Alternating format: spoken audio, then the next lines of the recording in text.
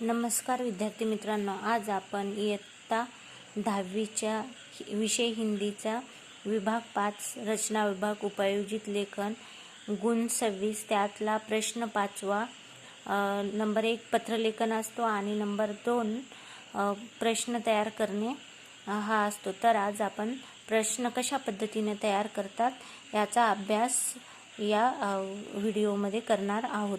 सर्वप्रथम हा जो पॅरेग्राफ दिलेला आहे तुम्हाला किंवा हा जो परिच्छेद दिलेला आहे हा परिच्छेद मार्च 2020 मध्ये बोर्डाच्या परीक्षेमध्ये आलेला आहे आणि याच परिच्छेदाचे आपण आज काय करणार आहोत, प्रश्न तयार करणार आहोत। प्रश्न तयार करण्यासाठी आपल्याला काही शब्दाची आवश्यकता असते। तो पहिला शब्द आहे कब, दुसरा शब्द आहे कहाँ, तिसरा शब्द आहे कौन, चौथा आहे किसने किंवा किसको, त्यानंतर पाचवा आहे कौन से या कौन सा, त्यानंतर सहावा कितने, सातवा क्यों, आठवा किस लिए, नववा कौन कौन, दहावा क्या, अकरावा किस किसको आणि 12वा किस तरह।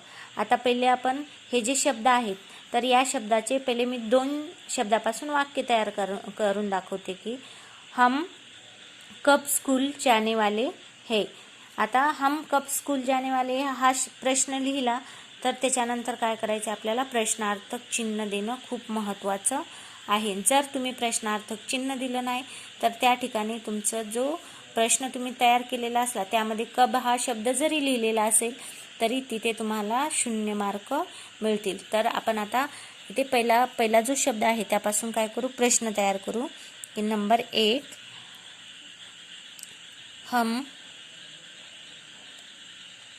हम कब पाठशाला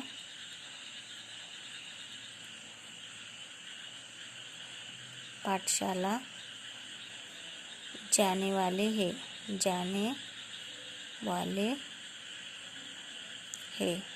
आता इथे मी काय करते, प्रश्नार्थक चिन्ह देते। हे जर चिन्ह तुम्ही दिलं नाही तर त्या ठिकाणी तुम्हाला काय केले जातात, तुमचा प्रश्न राईट दिला जातो, परंतु हा प्रश्नार्थक चिन्ह न दिल्यामुळे तुम्हाला इथे 0 गुण मिळतात।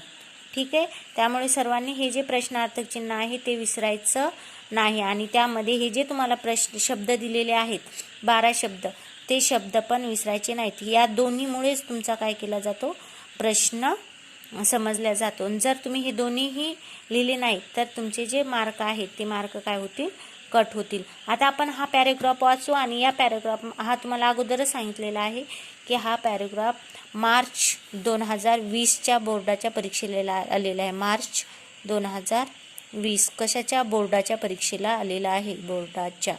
ठीक आहे, हे सर्वांनी लक्षात ठेवायचे। ठीक है, पहले अपन काय करू, आता पॅरेग्राफ वाचू आणि त्यावर कशा पद्धतीने आपल्याला प्रश्न तयार करता येतील ते बघू। स्वाधीन भारत में अभी तक अंग्रेजी हवाइयों में कुछ लोग यह कहते मिलेंगे, जब तक विज्ञान और तकनीकी ग्रंथ हिंदी में न हो तब तक कैसे हिंदी में शिक्षा दी जाए।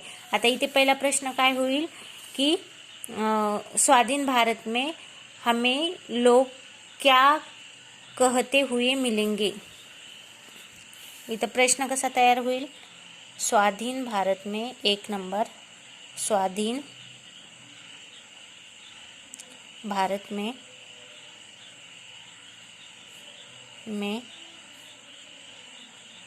कुछ लोग क्या कहते मिलेंगे, कुछ लोग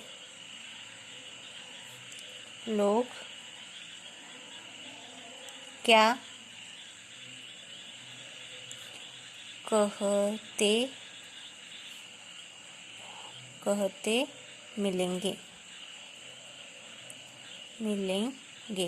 ठीक आहे, इथे काय केला, प्रश्नार्थक चिन्ह दिला। आता हा झाला तुमचा प्रश्न, बरोबर, आणि हे झालं प्रश्नार्थक चिन्ह। तर इथे बघा आता याचं उत्तर काय येईल कि जब तक विज्ञान और तकनीकी ग्रंथ हिंदी में न हो तब तक कैसे हिंदी में शिक्षा दिए, यह स्वाधीन भारत में लोग कहते मिलेंगे। ठीक है, पहिला प्रश्न झाला। त्यानंतर बघा, जबकि स्वामी श्रद्धानंद स्वाधीनता से भी 40 साल पहले गुरुकुल की कांगड़ी में हिंदी के माध्यम से विज्ञान जैसे गहन विषयों की शिक्षा दे रहे थे, आता कोण, दुसरा प्रश्न काय होईल की कोण, दूसरा प्रश्न ऐसा होईल कि कौन हिंदी में विज्ञान जैसे गहन विषयों की शिक्षा देते थे। ते काय येईल, कौन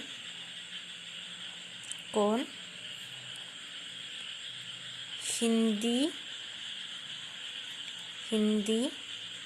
में विज्ञान जैसे गहन विषयों की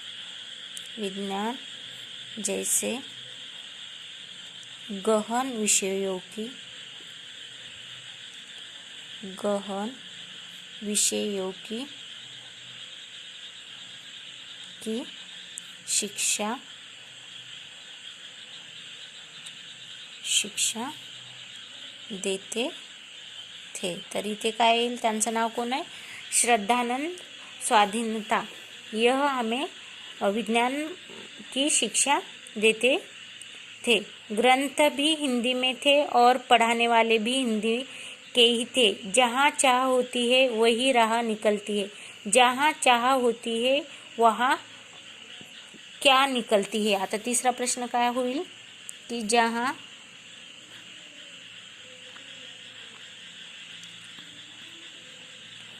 चाह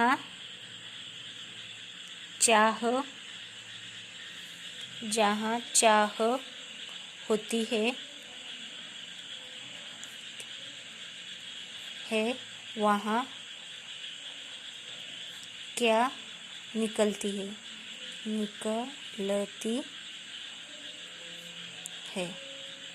ठीक है, प्रश्नार्थक चिन्ह। मग इथे काय येईल, वहाँ राह निकलती है। एक लंबे अरसे तक अंग्रेज गुरुकुल कांगड़ी को भी राष्ट्रीय आंदोलन का अभिन्न अंग मानते थे।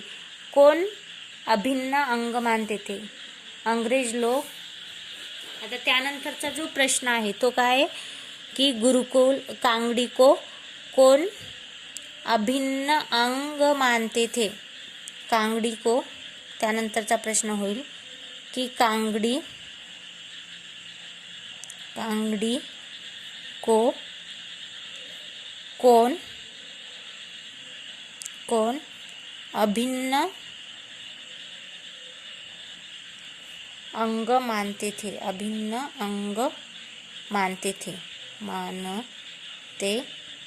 तो कौन मानते थे, अंग्रेज लोग अभिन्न अंग मानते थे। कोई संदेह भी नहीं कि गुरुकुल के स्थानकों में स्वाधीनता अजीब तड़प थी। स्वामी श्रद्धानंद जैसा राष्ट्रीय नेता जिस गुरुकुल का संस्थापक हो और हिंदी शिक्षा का माध्यम हो, वही राष्ट्रीयता नहीं पनपेगी तो कहाँ पनपेगी। स्वामी जिससे मिलने देश की प्रमुख राष्ट्रीय नेता भी गुरुकुल आते रहते थे। किसको मिलने के लिए राष्ट्रीय नेता आते थे। आता पाचवा एक एक्स्ट्राचा प्रश्न करायचा तयार, किसको मिलने के लिए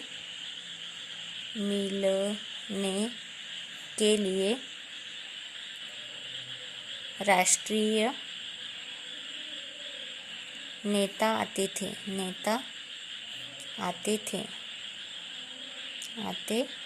थे। ठीक है, तो स्वामी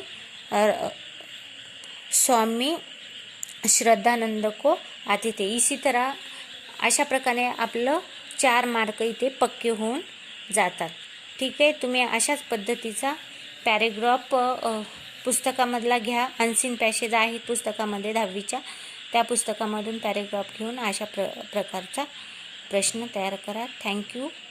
आपल्या चॅनलला सबस्क्राईब करा जेणेकरून आपल्याला बोर्डाच्या परीक्षेसाठी जे आवश्यक आहे ते इथे शिकवल्या जाईल। धन्यवाद।